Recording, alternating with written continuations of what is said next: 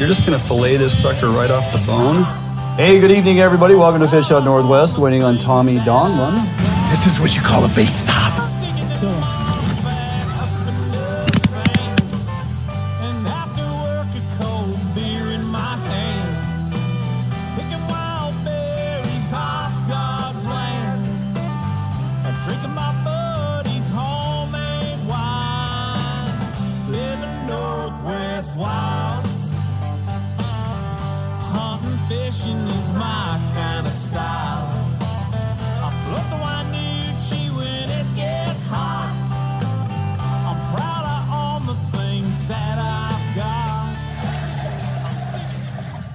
Hello and welcome to Fish Hunt Northwest. Winning on Tommy Donlin coming to you from the Fish Hunt Northwest studio. It's Thursday, so here we are. Here we are, baby. Here we are live, 6 p.m. Want to say hi to everybody. Thanks for jumping on here, and for those of you joining us here on Root Sports, welcome, especially if it's your first time. Would like you to take a little time, poke around on all our social media platforms, take a look at what we have going on here at Fish Hunt Northwest. Tommy's been getting extremely busy as of late with all things going on, and yeah, we still have some opportunity out there to enjoy harvesting one thing or another. Take some time, if you would, check out our Facebook page, give us a like and follow. Go to YouTube channel, subscribe there so you always get notified when we go live and when we post up relevant content. And check out our webpage, www.fishhuntnw.com. Also, do not dismiss, hitting you right there in the face, the FHN 20 coupon. It's going to link you directly to the Edge Rods webpage where you can order all Edge Rods all the time through Fish Hunt Northwest. 20% off. 20% off Edge Rods all the time if they're not previously attached to another coupon or special. Good to see you, man. Glad you're back. Yeah, good to see you for second week in a row. 2 weeks in a row. That's a record right now. Yeah, this time of year, though, I mean, you know, we're hunting, we're fishing, we're out doing stuff, family, holidays. We're kind of just, you know, we're in here when we can. So doing what we can. And speaking of which, lots of great info. Tons of people already signing on, Tommy. We've put some information out there the last few days that's got some attention on the old social media platforms. So we're going to get into all that. Tons of stuff to get here. Before we do that, hey, want to make everybody aware, I got a notification from a few folks, and Chase Cannell, thank you for sending me the reminder. Tommy, we've got a bird flu thing going on up north. It's kind of a major deal. WDFW biologists have been sending out these informational pieces now. Recently, they've responded to the reports of sick or dead waterfowl in western Skagit County is the main area, Skagit Bay. Northwestern Snohomish County and Camino Island and Port Susan. Upwards of more than 700 deceased birds. Yeah, that's quite a few. It's starting to get up there, right? They're paying attention to that. So it's an avian flu, bird influenza, believe it or not. It's an avian flu and something we need to pay attention to. That's right. And you can actually report these dead birds if you actually see them, and all you have to do is go to the WDFW webpage.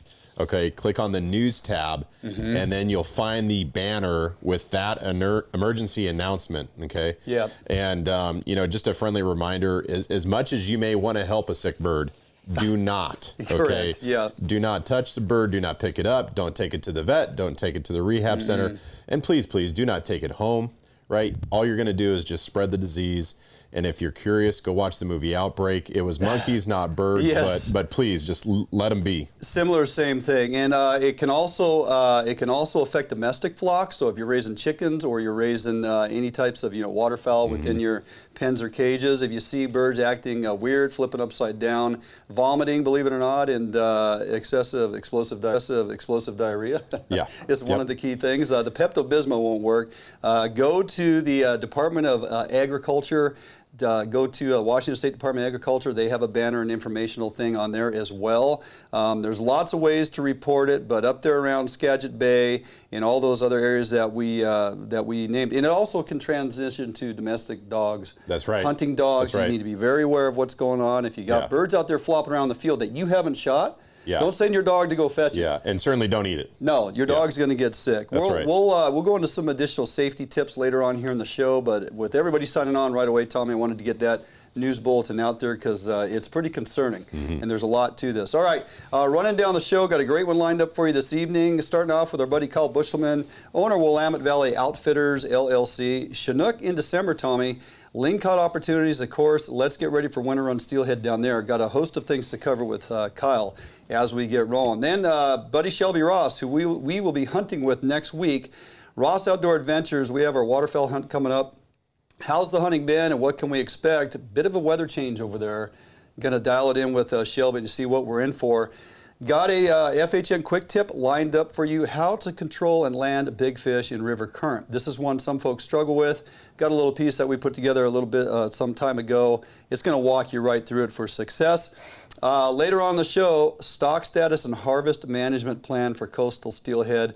Tommy, we have the numbers. And I believe as you and I get into this discussion 2 weeks in a row, this is gonna infuriate a few folks and open your eyes a bit. We're going to follow up on commission positions and appointees to consider, a process you need to help with and you still have time. We're going to close it out with a crab discussion, keys to success, and what the rest of the year holds. We only got 3 shows left. That's right. Rolling it down. Coming down the wire. Yep. All right. Going to jump out for a quick break. We come back. Our buddy Kyle Buschelman will be spooled up here, and a great segment with him. Don't go anywhere. A couple minute break. We'll be back right here at Fish Hunt Northwest. Defiance Marine is the one-stop shop for the Pacific Northwest angler. Defiance Marine guarantees the best price on a new and best service on a repower for your current boat. Defiance Marine is a Honda Premier dealership and one of the largest on the West Coast. Defiance Marine is a boat dealer who proudly sells Defiance, Allied, and Arima boats. All boats are built by West Coast fishermen for West Coast fishermen. Defiance Marine has all your boating needs to help you get out on the water. If you're looking for the best fishing rods in the world, you really do need to take a look at the Edge rods.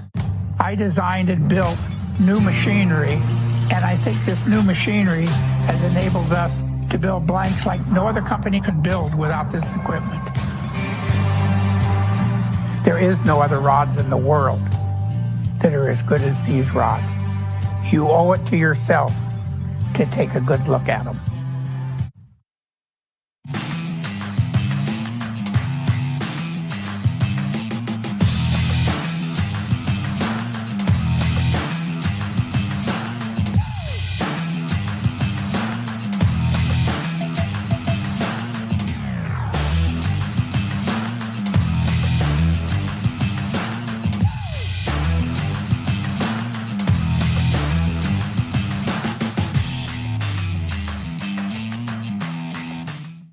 For more than 90 years, you've entrusted one brand to guide you towards living the lifestyle you've always dreamed of. Now you can entrust affiliated Better Homes and Gardens real estate professionals to interpret your needs and help you find the home in which to live your dreams through every stage of your home buying or selling process. And through every stage of your life, there's Better Homes and Gardens real estate. Expect better.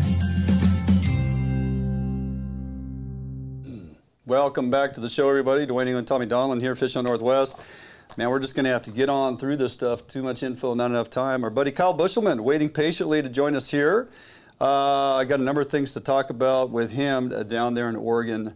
Kyle Buschelman, welcome to the show, man. Yeah, thank you. Hey, absolutely. How you been? Doing pretty good. We've been staying busy. Lots of fishing, lots of opportunity. Let's just jump right to it, man. You guys are still fishing for Chinook out there on the coast of Oregon. Yes. It's December 8th. We're talking Chinook fishing, and I'm talking bright Chinook.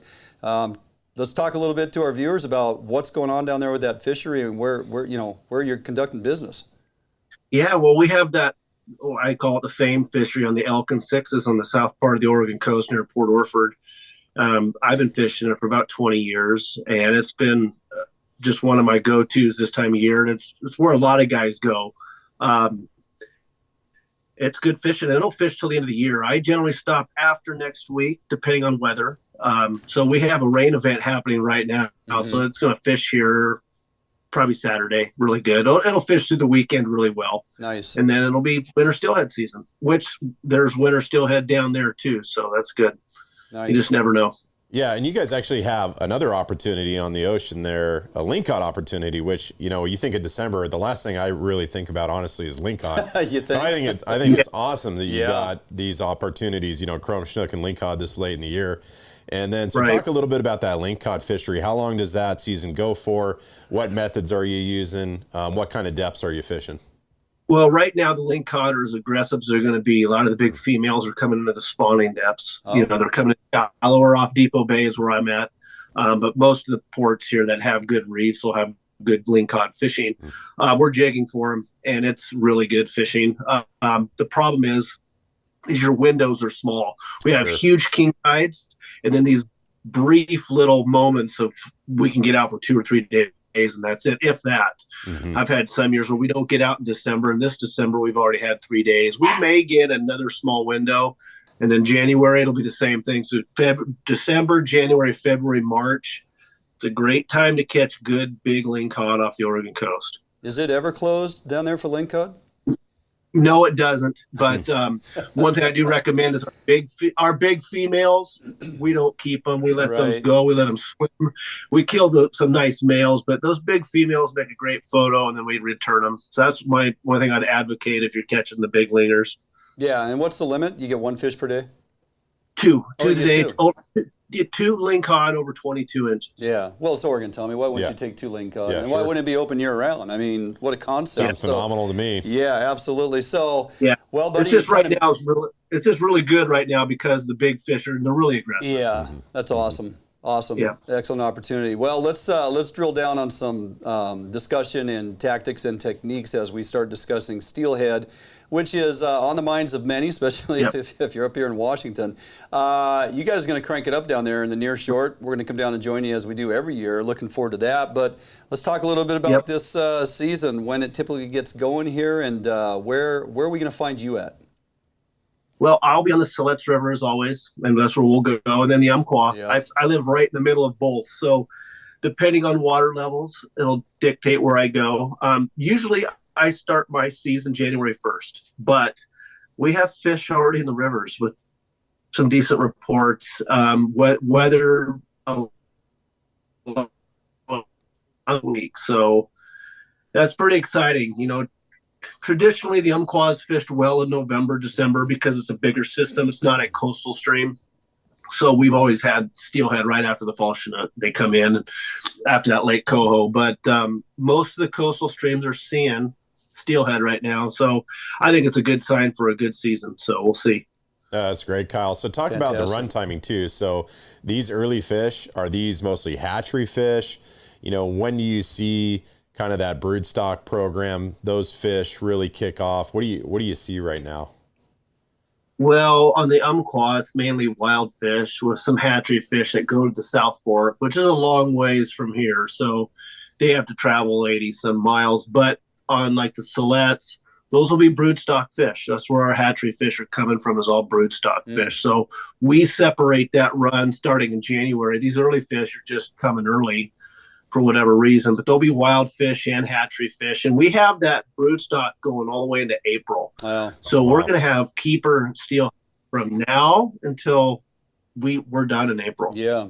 That's awesome. Fantastic. Well, it's no secret you guys got a really strong program going on down there. You and I have worked a couple years in a row producing content to show folks up here what's happening, and a lot of people are beating on the door at WDFW to get more broodstock programming going on up here. You guys ready for the onslaught or pilgrimage of Washington anglers that will be joining you once again this season due to our constraints we're dealing with up here? Well, as a guide, I'm going to say yes, but you know, some people might not like that, but I'll tell you, opportunity is a good thing. It brings in revenue to the communities. Fishing's good, you know, and there's plenty of fish. That's a testament to, you know, what Oregon's doing or not doing. I mean, I think less is more. I mean, there's some rivers we don't touch. The Umpqua doesn't have much of a management plan, except we haven't killed wild fish until this next year. I think they're allowing it, which I'm not going to advocate for, but there's a tag you can buy, which will allow you to retain a wild. I was going to get you back for another discussion on that, because that one there is a mind blow. We can talk about that later, but we'll have to. So, you know, hey, we're up against we're doing good enough that we're doing good enough that we can. They're considering they're allowing that. I guess is the best. And then our broodstock programs through the Tillamook Bay system, Siletz are just doing really well. I mean, we have good returns, and I mean, we're doing good. We will. I'm going to get you back to talk about that particular extra paperwork and opportunity there for some because it's very confusing. But hey, www.WillametteValleyOutfittersLLC.com. Check out Kyle Buschelman, all that he has going on. Phenomenal guy to fish with, good buddy of ours. Never enough time, my friend. We'll get you back on to have those in-depth discussions very soon. All right, man. Thank you guys very much. See you right. Have a good night. Have a good one. All right, going to jump out for a quick break. We're going to try to get Shelby Ross on here. We come back from break. We'll talk some waterfowl and our up-and-coming trip that is just around the corner. Shelby Ross, right after the break, right here, Fish on Northwest. Allied, the new leader in heavy gauge aluminum boats. Allied boats have standard reverse chine and lifting rakes to help you plane faster and run at lower RPMs. Allied boats have several models to choose from, ranging from a 19-foot Mustang all the way up to a 32-foot Liberator. So regardless of what type of heavy gauge aluminum boats you are looking for, Allied Boats will have it for you. Contact Allied Boats today to learn more about these incredible fishing machines. Hi, this is Joe and Megan from Archery World. We have 4 store locations. We are at the Lacey location right now. I just want to highlight some of our camping gear. We have Mystery Ranch packs. We have crispy boots. We have 6 Hour optics. We carry Havalon knives. We carry Garmin products as well. So it's not just archery. We want to try to make this one-stop shopping for you guys. And so if you need it and it puts you in the outdoors, we probably have it. So come down and see us.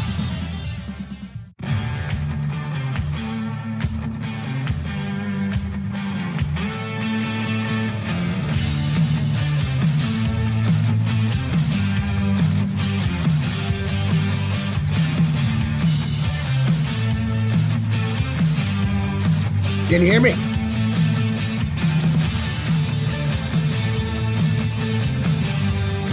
Can you hear me?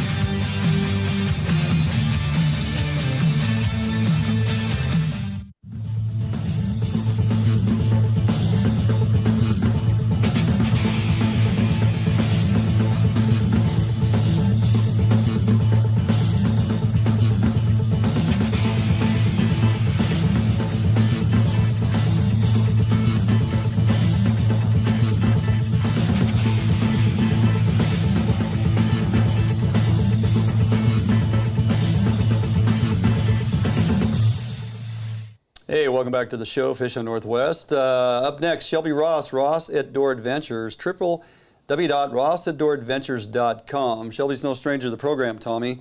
Welcome to the show, Shelby. How you doing? I cannot hear him. We good now? We're good. I'm just here shoveling snow. That's the sound of it. Let's get right We are to it, getting my friend. buried in snow. You guys start off with a pretty amazing duck season here. It's been hunting well, and things have been moving along pretty good. How does it compare to the last couple of years?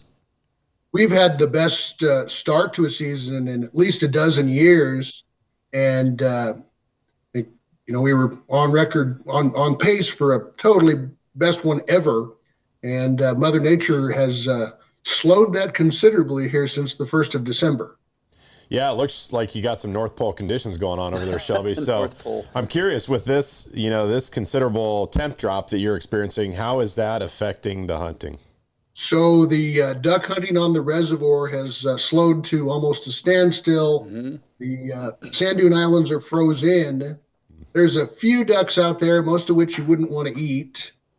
And so we just have not been hunting the lake since the 1st of the year. And I've kind of expected the main lake to freeze. It did not freeze. And so we still have open water, and we're just waiting for a south wind and a warming trend, and the ducks will be back in one day. And that's happened lots of times. So we're just waiting on the duck side, doing a little bit of field shooting for ducks, but a lot more goose hunting in the field than duck hunting. And the goose numbers are off the charts. Oh, perfect. Awesome. Yeah. So there's lots and lots of geese in the area, and I've been burning up the road scouting, and we've been having a goose group every Wednesday, Saturday, and Sunday. Okay. And that's been going really well. And so the duck options there, it's just not always over the water. We may be hunting in a cornfield, for example. For the ducks. Yeah.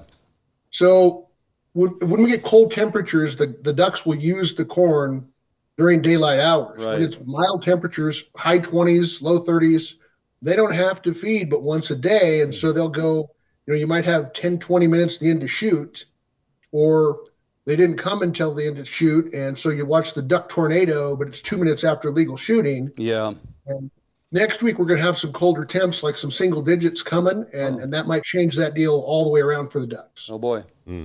Yeah, so that was going to be my next question, Shelby, is when you look at that weather early next week, and you look into your crystal ball, what's that forecast look like? Is that going to be a goose game for us, or what do you think? Well, because of our goose days are only Wednesday, Saturday, Sunday, we don't have an option on Tuesday. It's duck or nothing else. Ducks or nothing. Yep. Wednesday, we'll have a goose hunt, and the debate will be which field's going to be the best shoot, and it's good troubles to have when I got 3 or 4 fields that have huntable numbers of birds. It's the right thing. Yeah. Nothing wrong with corn-fed ducks. Nothing wrong with corn-fed, right, Tommy? That's right. Real quick, Shelby, give us a little update on your snow goose populations. Those continue to go on the upswing? They just keep growing and kind of kicking around. I've resisted making the giant investment in 1,000+ decoys to target them, and I think they're here to stay, and so that's kind of on the forefront here, and gonna try that. And I don't know that my wife is very excited about an extra month of hunting season, but next on the agenda, yes, she'll absolutely. probably sign up to set the decoys for probably you. 2 in the morning. So, all right, buddy. Well, we are looking forward to it. We got a good group joining us over there on the showing up on the 12th, hunting the 13th and 14th. The weather's going to do what the weather's going to do, and we'll make the best of it. But we're looking forward to a great time. So, appreciate you taking time tonight. Always a pleasure, and we will see you real soon, my friend. Awesome. Great to chat with you guys. Thank you. Buddy. Have a good night. www.rossoutdoorsadventures.com. Check out everything Shelby's got going on over there. Even waterfowl and or the walleye fishing is phenomenal, even in the wintertime. All right, we're going to jump out for a quick break. We come back. Hey, FHN Quick Tip of the Week. If you struggle landing big fish in river current, this one will probably help you out just a little bit. Don't go anywhere. Back after this break right here at Fish on Northwest.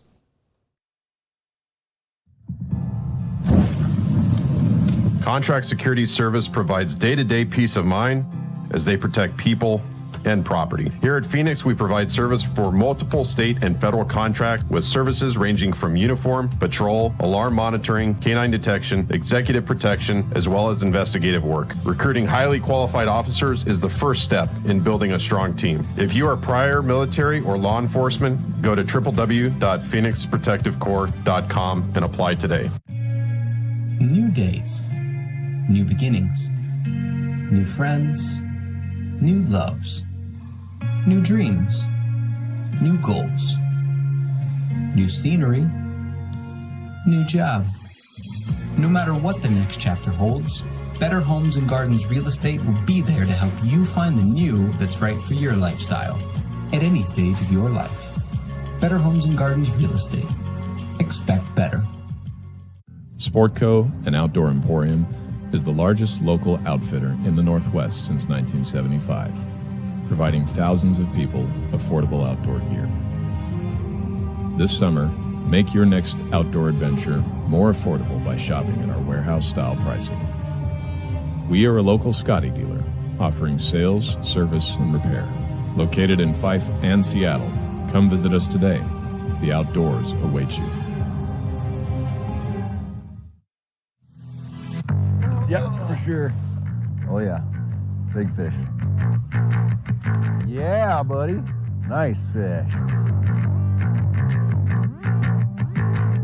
Oh, beauty. Gorgeous fish. Bobby's on the board. We got a good one. Oh yeah. Oh, geez, come on. Nice fish. Nice fish.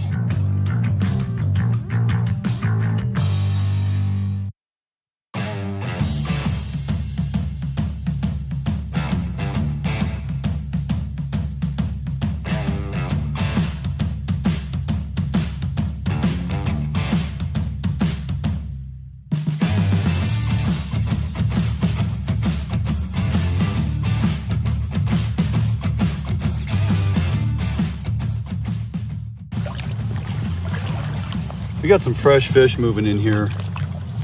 We actually have outgoing tide right now. So these fish moved up earlier, and now we still have we got good current in here to just move our floats along at a nice even pace. And they do respond to eggs pretty well in this river, both Chinook and coho. Waiting for a few more coho again. It looks like mostly we got kings this morning, so.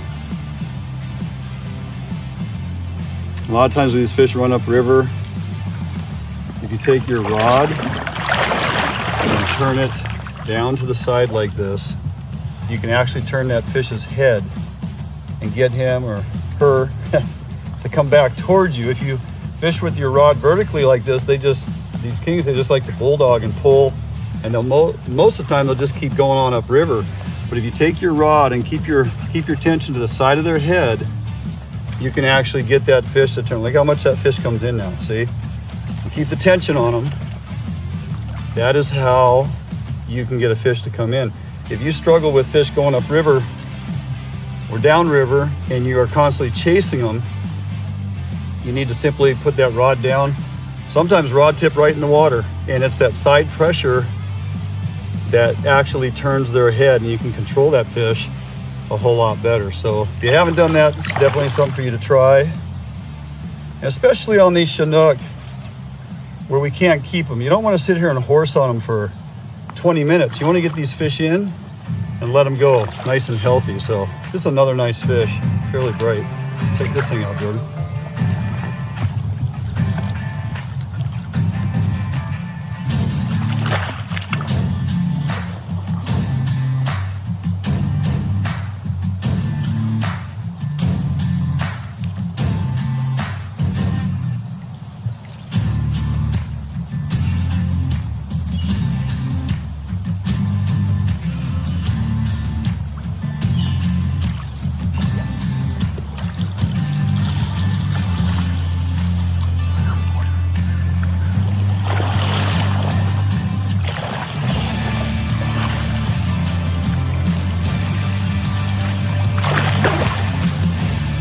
Big buck.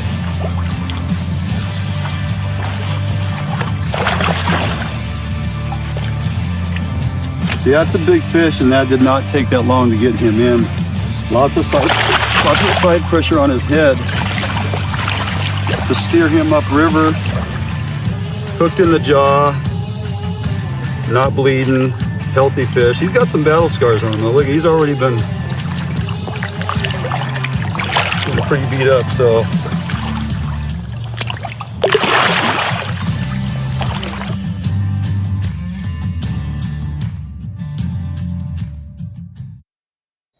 All right, welcome back here in studio. Hopefully you enjoyed that. That's going to do us for us this week on the front half of the show. If you're joining us on Root Sports, if you're streaming with us live this evening, don't go anywhere. Second half of the show coming up right after the break, and you definitely want to stick around. Tell me, we got a great steelhead discussion coming up. Yes, indeed. And lots of info to get through. Don't go anywhere. Jump out for a couple-minute break. We'll be back right here, Fish on Northwest, with the second half of the show.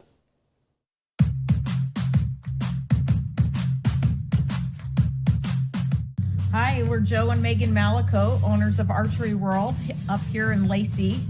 We're a full pro shop, so we have a full pro service also. We have a huge indoor range. We carry 11 bow lines, all the major bow lines, and then there's subsidiary companies too. Like if we carry Bowtech, we carry Diamond. If we carry Matthews, we carry Mission. When you come in, we're going to ask you, what kind of price point you're looking for. What's your hope? What's your goal? What's your bow? And with that information in mind, we'll point you in the direction of, that price point bows, and then maybe give you the option to test fire, maybe a higher level bow, just so you can compare. But it really is all about getting what it is that's going to work for you. We don't upsell anyone. They shoot it, they like it, they don't like it, they don't get it. We don't operate like that. So if you need it and it puts you in the outdoors, we probably have it. So come down and see us.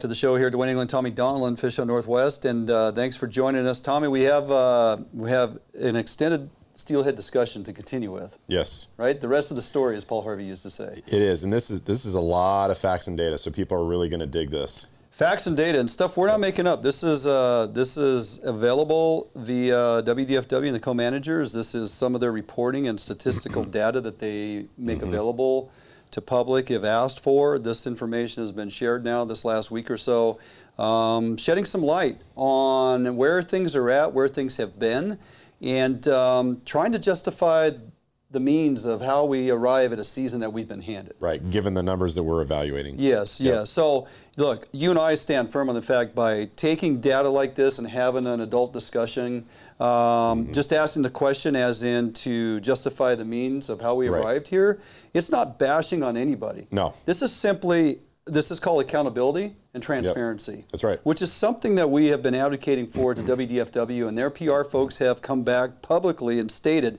we are working towards more transparency. Well, we'd really like to see that. And when this information comes up, yeah, we're going to put it out there on social media and get person's input. There are going to be those that go off the rails and just say, you know, and we're just kind of like, yeah, okay. Right. They're venting, they're frustrated, we get that. This is not going after any particular one individual or two individuals at WDFW, and this is certainly not tribal bashing. This is just... No, it's just it's purely looking at the numbers and asking the question. Which is appropriate. So one thing we want to make a point of, so this is information on stock status and harvest management plans and agreements as far as how the seasons have performed over the last 20 years, signed off by all parties. That's right. I.e. the WDFW staff, the co-managers, Chehalis Tribe, they're all involved in taking a look at this. So that's exactly what we're going to do. And first I want to point out, you know, wild steelhead returns in the Chehalis Basin are trending down. That is not a shock to anybody. We can see here on the graph, Tommy, that, you know, as we work towards the last 3 seasons here, we are in some serious trouble. The black line indicates meeting escapement, or the bottom line escapement needed, 8,600 fish for the entire basin. We are well below that again. And so there is cause for concern. And we're always going to side on the side of conservation and working towards getting these fish recovered, albeit allow us to have a season on hatchery fish where applicable. Right? So that is one thing to consider. And we're trying to understand the lack of season and opportunity based on some of the information available and, again, how we got the season that we didn't get for the last 2 years, and why. How do we justify this? So something else we want to look at, numbers of winter steelhead smolt plants for the Chehalis Basin, Tommy. Here's the last, I think that represents 10 years or so. 2008 it goes to back 2019. to 2008. Yep. So the number on the far right, the cumulative amount or the total, you can see as we got into 2010, 2011, we're well over 300,000, and we even brushed 415,000 plus in 2013, and it was over 400,000 in 2016. We've been just a skosh under 400,000 the past couple of years. But my point is, we're still planting in and around and close to 400,000 steelhead smolt in the entire Chehalis Basin. That's right. Now, the one thing they did do is they swapped out the Chambers Creek strain of fish several years ago. What's the significance on that? Chambers Creek fish historically were your early returning fish, you know, November go time, historically years down on the Cowlitz. That winter run starts coming in mid-November. We can enjoy winter steelhead fisheries from November to March back in the day, right? Right. They got rid of the Chambers Creek strain due to genetics and you know, all the reasons why we're making these shifts to more in line with fish within a basin. Yeah. You know, for DNA purposes and hardier fish and all those things, right? What does that mean? Well, our fish returns are a little more narrowed in that we have that hatchery return coming in. They start bumping into those early wild fish returners a little more. There's not like this major early run and then the wild fish. We have a little more crossing paths now. They're using the river at the same time. Using the river at the same time. Well said. So that's just kind of, you know, where that's at. And it doesn't affect really what's going on in my mind. I mean, that the plants are there. They haven't cut back on those yet. But now we want to kind of start drilling down on this thing. Harvest numbers and impacts on wild fish. That's right. Yeah, this is the key piece of data right here. Yeah, so this is the one we're looking at. Harvest numbers and impacts. And really, okay, when we're talking about this, yeah, the hatchery numbers are on there too. But what we're really paying attention to are the columns that list the impacts or the kill of wild fish. That's right. And you got the commercial catch on the left side of the screen, right? And you have the sport catch over on the right. Yep. And I think the key thing to remember here, and as you look at this data, this is the last 10 years, and as you look in the sport column, and you look over this 10-year period of time, you're going to see the highest impact in the last 10 years is about 130 fish. Now that means that we've encountered 1,300. The mortality rate is 10%, okay? And that's a conservative number. We know that, okay? But it is what it is. So in the last 10 years, and that 130 mortality rate for that one given year, that was with a run size in excess of 12,000 fish. Yeah. And so you go, well, wait a second.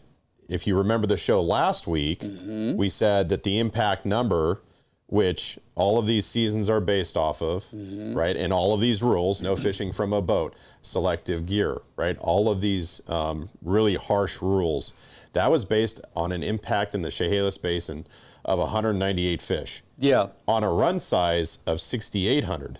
There's no way that we would ever hit 198 fish if you look at the data, right? It took a run size of 12,000 to even hit 130. We've never hit 198 in the last 10 years. Right. Right? Yeah. And so how is it that when you look at that kind of number, how could we possibly say we really need these really short seasons with these really restrictive rules that keep us off the water? Yeah. The final slide that we're going to pop up there is really going to bring this into perspective, in that you can see in the columns there, Tommy, and that number 130 is in there on that season of 12,000 plus wild fish. The recreational community, our number is 130. What does that mean? We actually intercepted, caught, and released 1,300 fish with a mortality rate of 10% that gives us the 130. So what you guys need to understand, that blue column there that represents our mortality rate is those are the handled and released. And look, we keep talking about this 10%. We know it's more of a 2% or less is a more appropriate, right? But they continue to do that. So there's two additional columns there that indicate commercial harvest for the CoManagers Quinault and, of course, the Chehalis tribe, who also fishes on the Chehalis mid-river after the Quinault nets have gone in. And so there's kind of a mixed bag here in these numbers in who's all contributing to the opportunity and, you know, who's extracting fish. As you pointed out, this year the season was set. We knew we're coming in below escapement. We need 8,600 fish for the basin. I think we were at 6,800 there, you know, give or take. And the number they kept throwing out there in these meetings was 198. Like our impact of intercepting, we're going to intercept 1,980 fish on a run performing at 6,800 wild fish. We hit 130. We caught and released 1,300 fish on a season where we had over 12,000 fish. Yeah, almost twice as many. The run is half of that. Right. So how, you know, so what is that? 65? 65 fish conceivably we would hit. It just blows my mind that we're you know, hanging our hat at night and going to bed feeling confident about 198 fish on a run that's going to come in so lackluster that we're concerned about conservation, all that. We get all that. But how does this historical data compare to the decisions being made right now?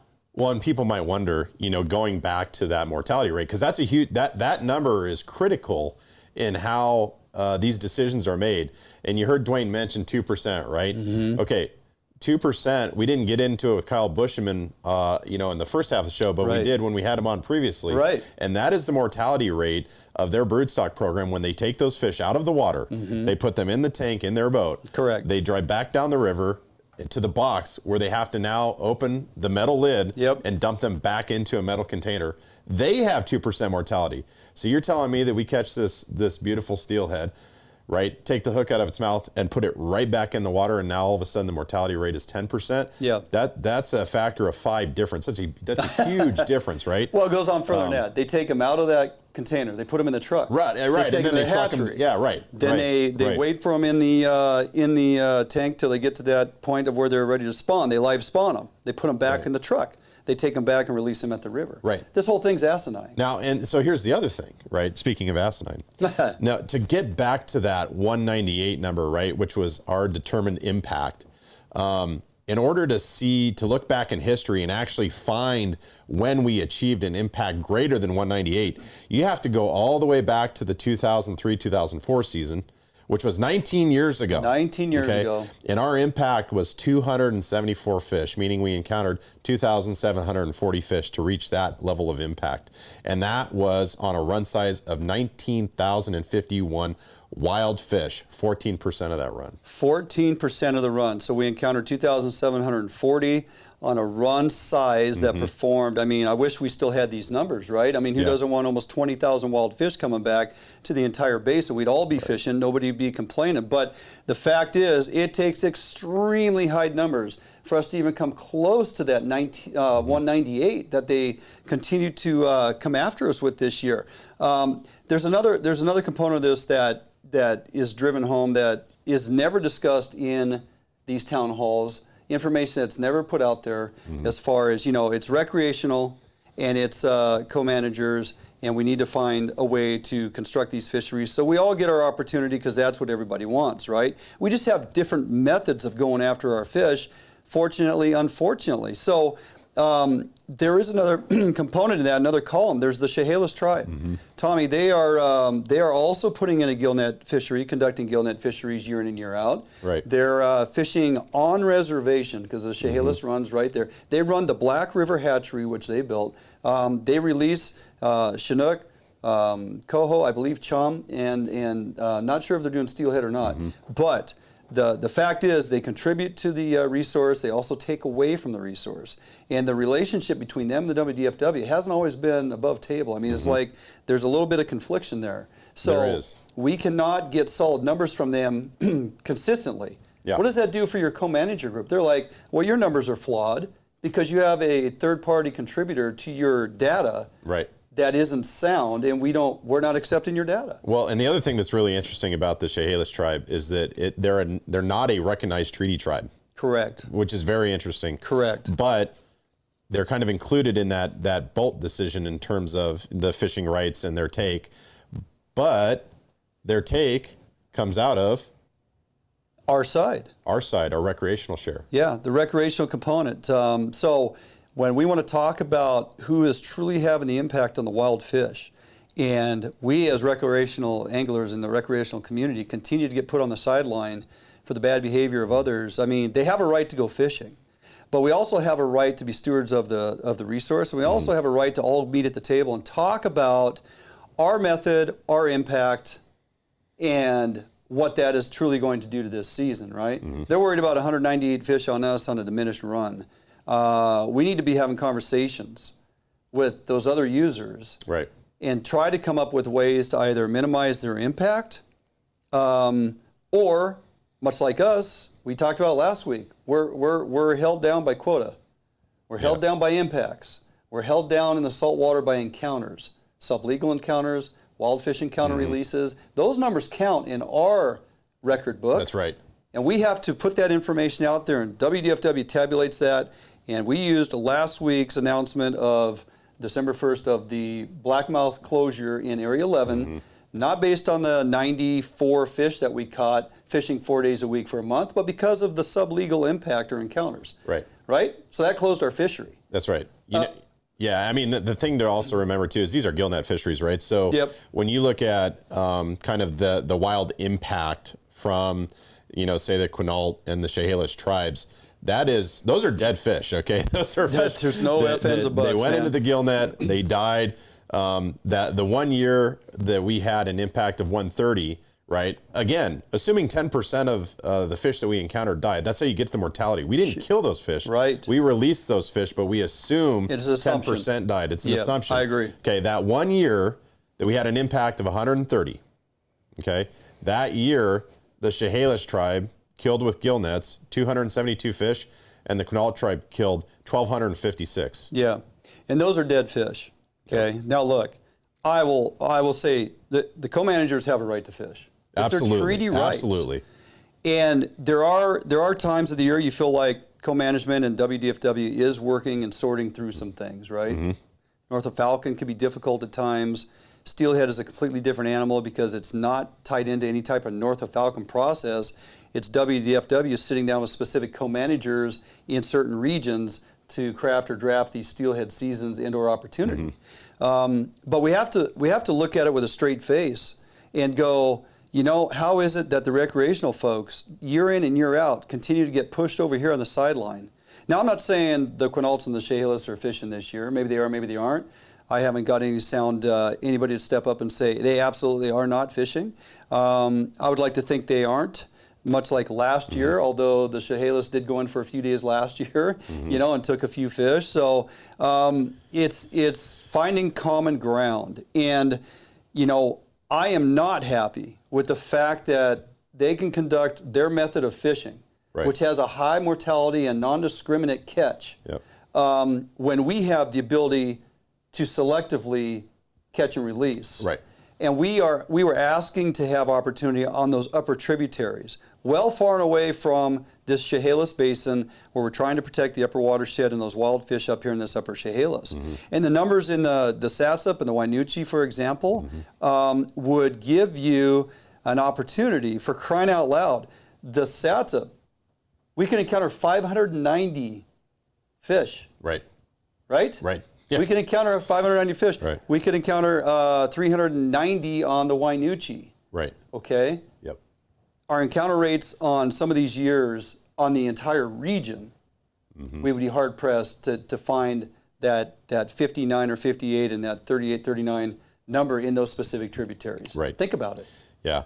I mean, I think the thing that's really concerning, right, is that, you know, we just presented to you the last, you know, 10 years of data, and we've been looking at charts that, you know, have gone back 20 years. They're a little hard to show, right, because it's kind of an eye chart on the screen. Yeah. But the data's there, and it's on our Facebook page if people want to go look at it. There you go. Good point. Go to our Facebook page. The thing that's maybe a little concerning, right, is you heard on last week's show that we don't have the funding in the budget allocated for monitoring. Correct. Now think about that. We just showed we've got data every year, the last 10, 20 years. How is it all of a sudden we're not including the budget required to monitor this year, just like we have in past years? But now all of a sudden we can't monitor, and therefore we have to reduce the opportunity on the sports side, or completely close it. So your point is valid. We are looking at 20 years of data. All users of the resource having an impact. Varying numbers dependent on our method of how we harvest and encounter these fish, right? There's no disputing that. We have 20 years of data. I would like to think this is sound information, not just arbitrary numbers thrown in on the recreational side just to kind of appease the co-managers. They got to be getting this from somewhere. But I got to tell you, I've been fishing these rivers down here in this Grays Harbor region for 35 years. I cannot recall in steelhead season, yes, there's fish checkers to check our hatchery fish and have that discussion. Did they ask me, how many wild fish did you encounter? How many wild fish did you catch and release? No. Tommy, no. Nobody's ever asked me that question anytime I've been out in this region fishing and going after hatchery fish. So how do you justify 20 years of data with these numbers in comparison?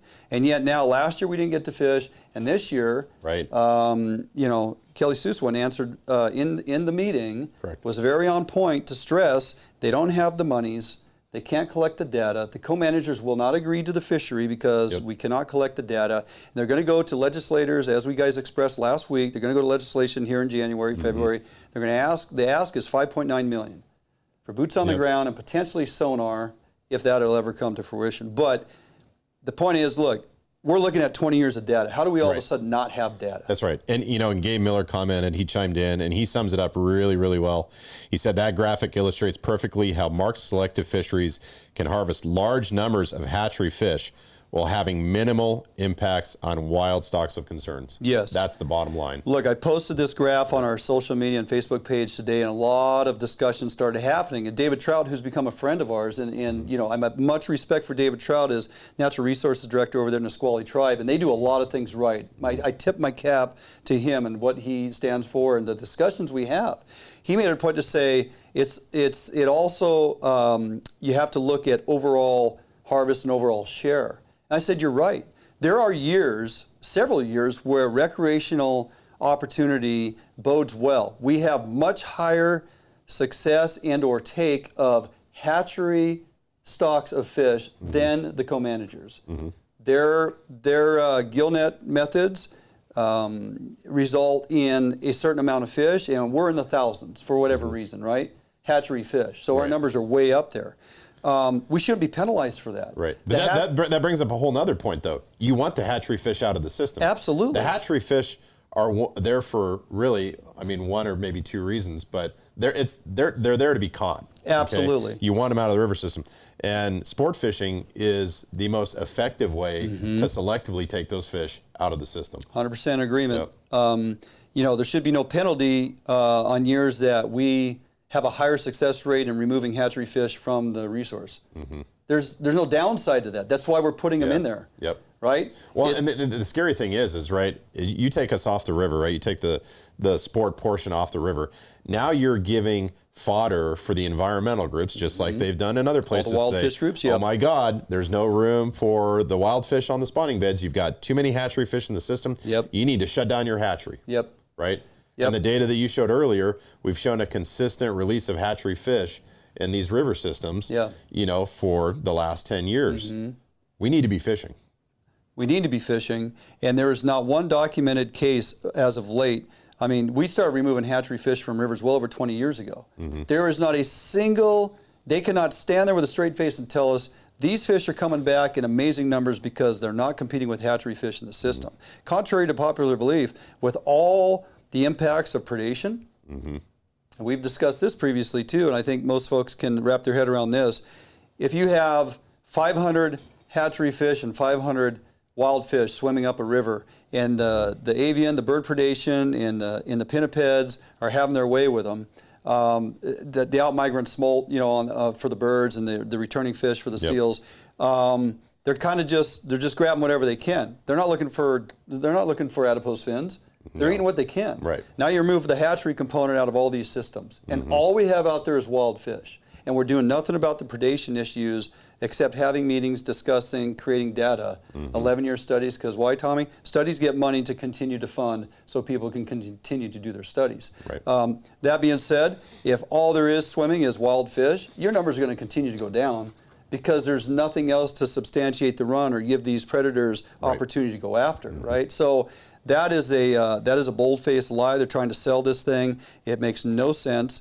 And we have not seen a robust return of wild steelhead on any of these systems where we completely remove the hatchery component. Right. Not happening. Yep. I would like WDFW.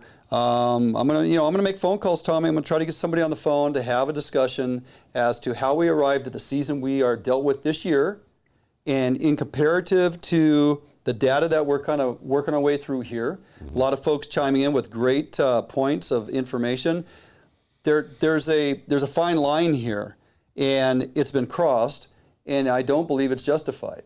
And I would like them to justify how you arrive at these seasons based on the historical data and us as recreational anglers just trying to get back what it is we should be allowed to do. So, amen. For that, that's what it's worth. All right, hopefully you guys can take that information, share this out there with a lot of people. Folks need to be fired up. And we need to ask the questions and be respectful of the co-managers and the user groups and those making the decisions, but we need to hold them accountable into the decision-making process.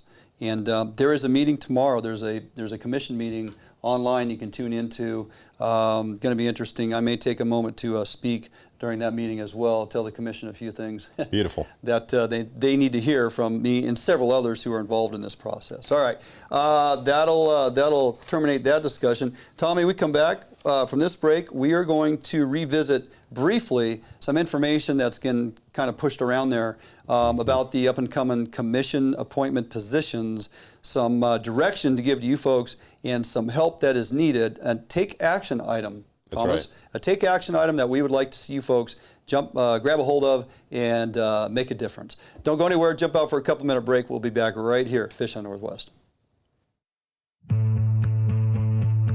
A Northwest favorite for almost 40 years, Arima boats are manufactured with pride in Bremerton, Washington. All Arima boats are built without any structural wood materials. That is why Arima boats are backed with a lifetime warranty. Arima can offer every boat with Honda outboard packages so that you can take advantage of the reliability and 5-year top-to-prop warranty from your Honda outboard. Call or stop by Arima boats today and let them help you get into your very next boat. If you're looking for the best fishing rods in the world, you really do need to take a look at the Edge rods. I designed and built new machinery, and I think this new machinery has enabled us to build blanks like no other company could build without this equipment. There is no other rods in the world that are as good as these rods. You owe it to yourself to take a good look at them.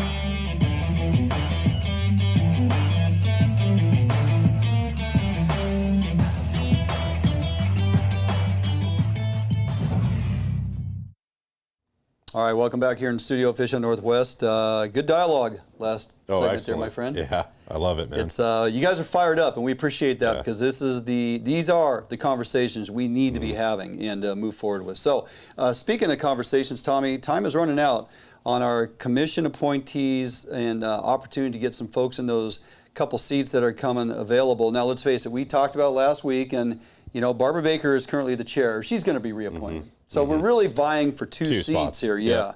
And if in fact it rolls in our favor, we're going to find ourselves with two folks in there that are conducive to, that we would have confidence in their performance. Right. We're still going to be stacked 5-4. Yeah. But they lend a voice. That's right. They lend a voice. They have a voice of reason. They can at least express from our side concerns. Right. Things that maybe the other commissioners need to hear from time to time. Yep. Because currently it doesn't seem like they're listening to a whole lot. Right. Right. Yep. So what can you do? So we posted on our Facebook page shared information from PSA, Puget Sound Anglers. There's a post on our page pinned to the top. It gives direction on who to send a letter to and how and who to support. Now, this again was PSA driven. I grabbed it because we have a lot of friends at PSA. They're a large organized group, many chapters throughout the state. Yep. So when you have a movement like this and they want to kind of raise the cream to the top in their eyes, we're going to try to help support that. Yeah, well, and Puget Sound Anglers has been instrumental in helping set our North of Falcon process and our salmon seasons. And they've endorsed a couple of the candidates or a few of the candidates, Ron Warren, Brian Blake, and Steve Parker. And you got to remember too that we work very closely with the tribes to set the seasons as well. Yeah. And for the most part, the tribes help us negotiate and see the seasons that we want, especially on the salt. And the tribes also support Ron, Brian, and Steve as well. So those are just a couple of the names that are being endorsed here. And you got to remember what we're up against, right? We mentioned last week, I think there's a total of 49 applicants or so. Yeah. And heavily weighed on the non-hunting, non-fishing side, people that have probably never picked up a rifle in their life, or a shotgun, or a fishing rod. Yeah. And so, any one applicant is not perfect, but we definitely want to mention, Ron Warren, Brian Blake, and Steve Parker in the discussion. Yeah, and so if you go to the link on our Facebook page or the example letter, now look, you can recraft or draft that letter however you want. I am a huge supporter, a good friend of mine, Bobby Kratzer, he's thrown his hat in the ring numerous times. Last year, we even interviewed Ryland Waithman from the Eastside. Accomplished outdoorsman, both hunting and fishing, passionate about the outdoors. He's an attorney with his own practice. Right. Now, do you know, did he actually apply this go around? Do you know? I didn't see his name in there. Okay. But the point there is, I guess, you get persons who are participants in the craft. Right. Very well accomplished, educated, understands law, understands negotiations. These are all the things that the current administration doesn't look favorably upon to put them in the seat of the commission. That's right. Just based on previous history within the last year. So when you see the names that we have posted in conjunction with PSA, it's not to say we're not looking at these other folks too. Bobby Kratzer gets the nod, and I've submitted separately on his behalf. There are folks, you can go through that list and pick and choose. The point here is send the damn letter. Right, it's all in there. You will address the letter to Ruth Musgrave. She is the senior policy advisor, natural resources. She basically, Inslee and her are tied at the hip, so to speak, in how all this stuff comes down. So she is the one that this information needs to land on. And there's a bunch of other additional email links down there on the list that you simply cut and paste into your CC'd portion of this. Take the letter format, redraft it, craft it however you want, put the names in that you see fit, or completely support PSA's decision on who they're bringing forward, and get the letter in. Yeah, right? and what you got to remember too, you got 1 day left. If you're watching this, you should be watching this live. Yeah. You've got 1 day left, must be in tomorrow, Friday, December 9th. And really what this is about is strength in numbers, right? So whether you like it or not, those in positions of power in politics view you as the voter base, right?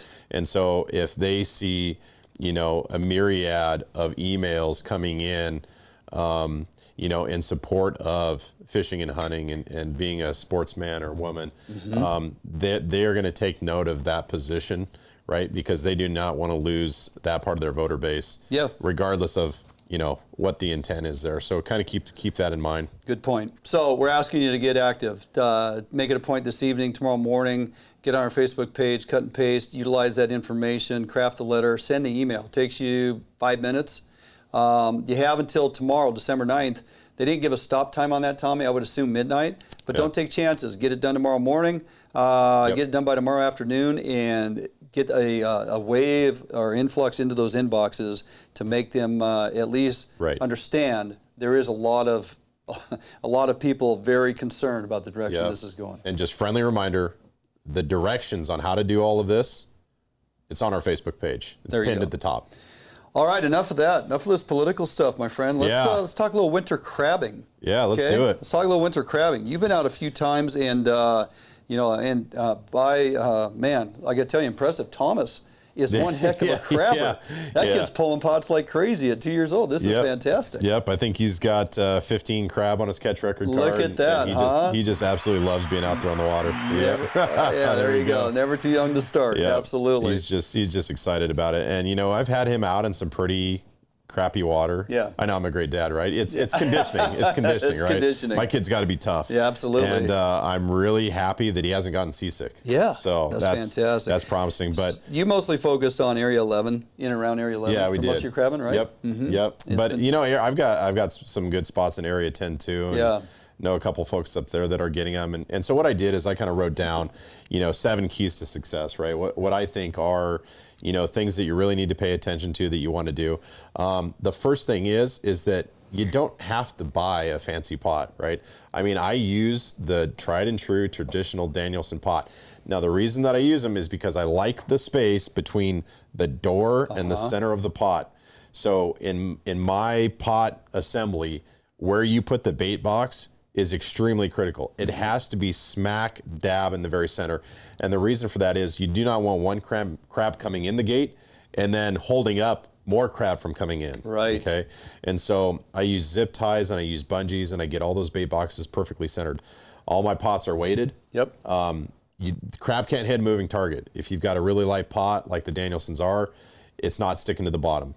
The other thing is you got to keep those doors down, right? I mean, on most overnight soaks, what you should be seeing is you pull up your pot and boom, there's, 8 oversized crab in that pot. All the small ones have already gotten out because the bait's gone. Yeah. And the doors are kept down, so those large crab don't have any chance of trying to lift the door and get out. Sure. So just the mechanics of your pot itself. And then I think, one of the big things is you got to have a bait that releases scent over many, many, many hours, right? And, what I found is tuna is just, it's the oiliest bait, right? Especially if you take the bloodline out of the tuna. Now I realize that not everybody can get tuna, right? It's kind of a hot commodity for crab bait. But what I would say is you can emulate that effect by having the Potskie's crab and shrimp fuel, which I'm a firm believer in. Oh, yeah. Because you start soaking whatever, I don't care if it's chicken or salmon or whatever crab bait you have, soak it in that overnight, and it just infuses the meat, and now that's your scent production for hours and hours and hours. So I use a lot of that stuff. Usually put all the bait in a 5-gallon bucket and just absolutely douse it, and then if it sits 2 days, that's fine too. But having bait that releases scent for hours is really important. Now, in terms of guidelines, right, here's what I would tell you. Here's how good the crabbing should be for you. If you go out and you set your pot overnight, right, and you set your 2 pots per person, maybe you got 2 people and you come back the next day. If you don't have your limit of crab, which of course in the Puget Sound, it's 5 per person, male, hard shell condition, 6 1/4 across the back of the shell. If you don't have your limit, that is not a good enough spot for me, right? That's kind of the measuring sticks that I use, and that means I'm moving the pot. Right. Now, moving the pot doesn't necessarily mean leaving the area. It could mean my pot's in 75 feet of water, I'm going to move it to 150, right? I'm always adjusting where it sets. If I set it somewhere and I get a bunch of red rock crab, I'm ditching those red rock crab and I'm moving it over into an area where there's sand, right? Yeah. And then, what I've been doing is it took a couple days to find kind of optimum locations. We're crabbing in new spots this year. And so we found the optimum locations, and then it's just carpet bombing that area, right? With your family, basically. Yeah. That's what I've been doing. And then the other thing that people really seem to forget that I want to remind you of is you got to check the commercial openers, because if the commercials, and it doesn't matter if it's, commercial or tribal, if they come into your area and truly carpet bomb it with hundreds of pots, that crabbing's going to suck the next day, the next couple days, could be a week. Yeah. Right. So you really want to pay attention to those openers and do everything in your power to not crab during that opener or after that opener or in that area. That's the tip right there. Yeah. That makes a tremendous difference. I mean, they're removing crab off the planet. So that's right. Yeah. It's not like, there's only so many in a given area at any given time in some regards, right? And I've been in Everett, right off of Everett when, the tribes are in there, and it's just not fun. There's just pots everywhere. There's boats everywhere. Yep. It's crowded. You're not getting a lot of crab, if any. Yep. So really, check the openers. Yeah, the Potsky crab and shrimp field, if you have not used it, it is a game changer in that, I stuff my bait containers that I hang center of my pot with an abundance of whatever. I pull stuff out. I can tell you the trout that I did not use for halibut works very well for crab. Cut it all up and chunked it up, so it's kind of mushy. It breaks up. You actually broadcast some of those fine particulates out of the screening, but it really helps with that crab shrimp fuel. It puts that scent trail out. It's almost a slick. It's a little oily because of what's in there. It has a high percentage of krill, and that krill has oil, and so you have this oil broadcasting being swept out of there by the currents. So you want to really, get that bait soaked. I had herring, I had anchovy left over, I had trout, I had some sand dab, I had just a mixed bag, but it all got minced up and it all got soaked in that stuff for 3-4 days, and then those bait containers got crammed. And those doggone rock crab, we got some rock crab that were almost 7 inches. No, really? They were huge. Those are big. Those claws were ginormous. And let me tell you, I going head to head with a dungy pretty sure that rock crab's gonna Oh, it would destroy it. Yeah. So the pounds per square inch of pressure on them rock crab, they literally tore apart my wire cage bait holders. They literally tore holes in it, man. It was an overnight soak, come back. We, Matt and I picked a couple pots, and it was mostly rock crab in there, big rock crab, and those bait holders were destroyed. Wow. I was like, holy cow, right through the metal. They really wanted it. Apparently, and they were brand freaking new. I just got them, right? I got the orange ones, the Momac ones hanging in those. Got to size them up. Yep, so it's pretty funny. But yeah, scent is everything. Bait is everything. Strap your bait in the bottom of that thing so it holds on. Get that broadcasting bait in that container so it does draw them in from a long ways away. And when we were out the other day, and neither of us had crabbed up and around those areas, so we were doing 1 hour, 15-minute soaks just to gauge if there's crab in the area. We'd pull it up. And I think I told Matt, I go, I'm going to get a hold of Noah. We need to put out a small crab advisory. Because literally as you're pulling it up, it starts out heavy, and it's getting a little lighter, and then you get color, and then you see all the crab bailing off the boat. You want to look at the sonar, and they're just diving off. Oh, yeah. It was just unbelievable. So we got all these small crab, and I'm like, oh, my God. So we need to move. And we found better crabbing deeper water. 100 to 150 seemed to be the key up then around the areas we were crabbing. But Matt's going to go out this week. He said maybe he's going to start dropping some pots around and try to figure out where there's a decent number of keeper-sized crab. So some of the stuff you got was fantastic. Big purple shell, hard shell. Yeah, we've gotten a handful that are between 8 and 8.5. That's a phenomenal size of crab. Yeah, it is. Oh, that's huge. Oh, yeah. That's massive. I mean, the couple of nights that I did bring crab home didn't last long. Quick boil. Quick ice bath, and Shing and I sat there at the counter with some butter and garlic, and gone. All of it's gone. I got no crab left. So right on. Oh, I've started ringing Jordan. Yeah, you should have gone crabbing there, bud. Yeah, I should have got up. So yeah, and that on the deep thing, that's what I'm finding too in area 11. Deeper area, okay. And going forward, I only put the minimum on my pot buoys is 200 feet. Oh yeah. Yeah, I don't even bother with the shallow stuff. Right on. Well, good stuff. Tips for success. Follow it. You got a few weeks left, almost 3 weeks left of crabbing. Closes December 31st for winter crabs. So, and if you have yet to get out and haven't got your winter crab card, you're required to get a winter crab card. You can't just document it on your summer crab card. You should have got online and submitted your catch record for your summer some time ago, so you're not penalized. And then you simply stop somewhere and pick up your winter crab card. It doesn't cost you anything, but it's a way of them separating the seasons out and monitoring the fishery. Okay, jump out for a quick break. Tommy, we come back. We're going to close out the show. A few points of interest to discuss, and don't go anywhere. We'll be back right after this quick break right here at Fish Hunt Northwest. All Defiance boats are built without any structural wood materials. That is why all boats are backed with a lifetime warranty. All Defiance boats come standard with large fish boxes that are fully insulated so that you can ice your fish properly all day. All Defiance boats are foam flotation filled and unsinkable for the ultimate in safety while fishing offshore. Before you buy any boat, stop by or call Defiance Boats today to ensure you are getting the very best glass boat your money can buy.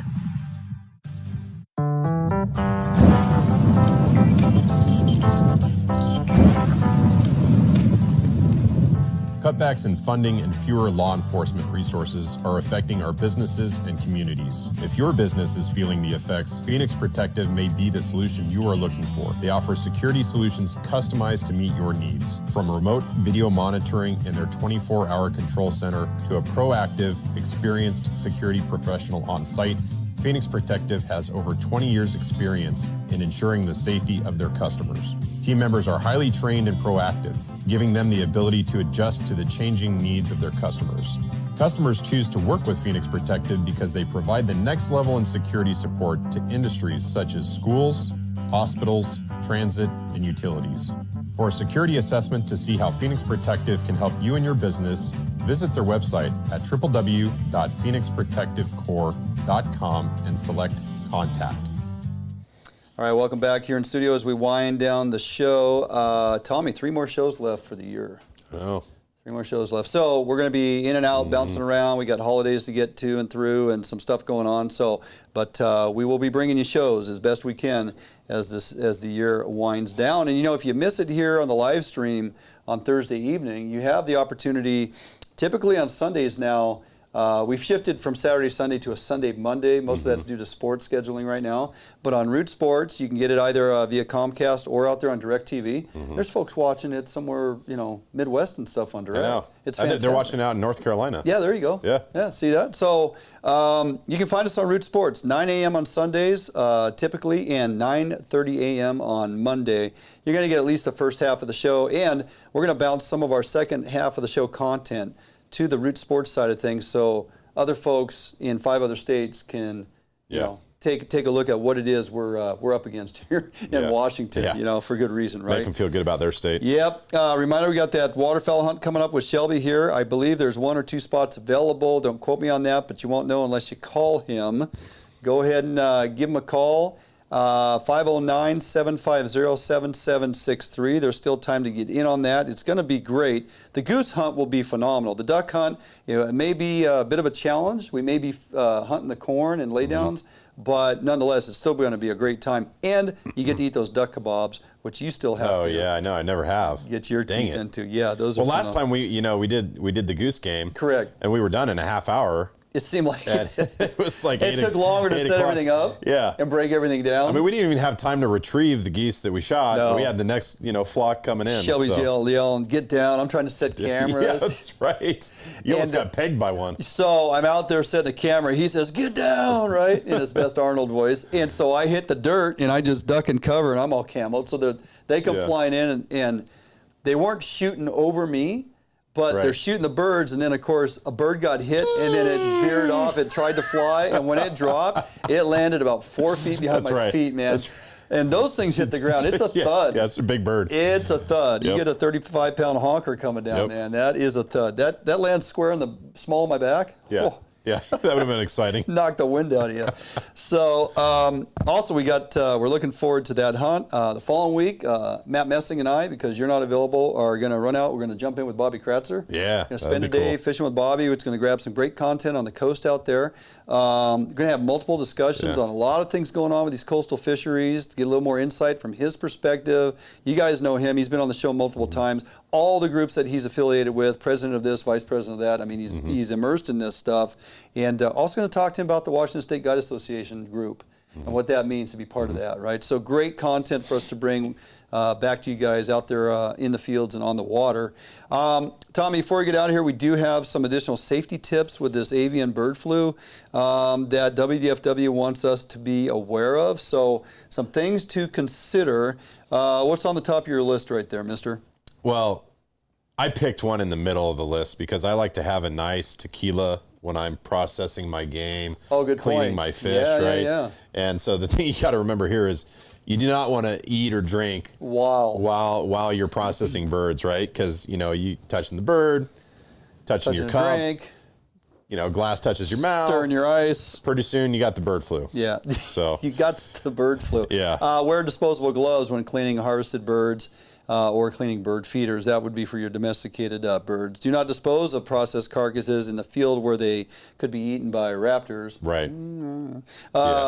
Bag them up, place them in the garbage can, right? So and don't go for the bird that's not flying, right? Okay, if there's a bird that looks sick, just leave it alone. Just leave it alone. Don't shoot it. Don't pick it up.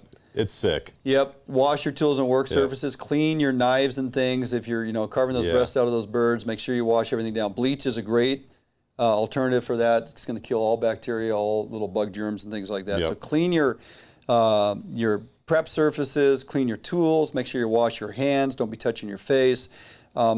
This isn't because you've purposely gone out and picked up a bunch of birds that were doing the flip-flop and stuff. This is because you've killed a bird that was flying. And you don't know if it might have the virus in it. You don't know. You don't know. And so maybe it just contracted it and it's not showing signs or symptoms. Yep. So, and then the other thing is, always cook your game. Yes. In this case, birds, right? You want to cook it to, 160, 165. Use an internal thermometer. I like to cook all my meat to just the acceptable level and really not a degree above. So I'm always probing just to make sure it's at that temp. Yep. Yeah. Excellent advice. So for more information, there's a lengthy web page on here. I'm not going to give it to you. The simplest way, really, and you'll find it right at the top, go to WDFW, click on their web page, look across the top. There's a little tab that says News. Click on the News tab, and they have put a banner of information avian flu right at the top of the news page. Yep. Pinned to the top. You can't miss it. You click on that.